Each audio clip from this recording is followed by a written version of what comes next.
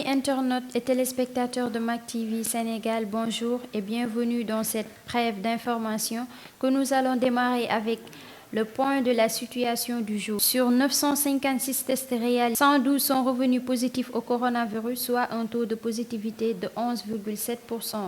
Il s'agit de 99 cas contacts suivis et 13 cas issus de la transmission communautaire répartis comme suit. Colobane 2, Rufisque 2, Touba 2, Cité Cyprès 1, Dalifort 1, Nord Foire 1, Plateau 1, Keur Massar 1, Mbao 1 et Kaolack 1. 50 patients ont été testés négatifs et déclarés guéris.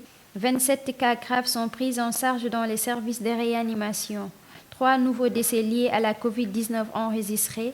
À ce jour, le Sénégal compte 6 698 cas positifs, dont 4 341 guéris, 108 décès et 2 248 encore sous traitement. Parlons à présent de la justice. Omar Faye de Leral Askan Wi à la section de recherche ce lundi. Le tonitruand coordinateur du mouvement Leral Askan Wi fera face aux gendarmes de la brigade de recherche ce lundi, convoqué à 10 h, dont l'objet n'est pas encore connu. Omar Faye sera certainement interrogé sur ces dernières accusations contre le gouvernement portant sur la qualité du riz distribué aux populations dans le cadre du plan de contingence de la pandémie Covid-19.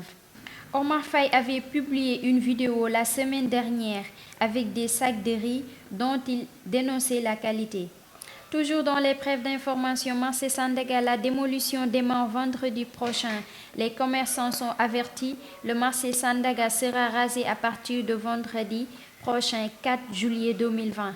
Mais il y a de l'électricité dans l'air, car renseigne l'AS, bien que favorable au projet des commerçants regroupés au sein du collectif And Taxawu Sandaga, grogne, dénonçant un coup de force. Normalement, l'opération de décantinisation concernera les nombreuses cantines justant le mythique marché Sandaga. Ainsi, les occupants ont été sommés de décrépir au plus tard vendredi. Pétrole, la production du premier baril prévu en 2022 et 2023. Dans un entretien accordé à Financial Times, le chef de l'État fait état du report de 2 ans de la production du premier baril de pétrole au Sénégal à raison de la crise de la Covid-19.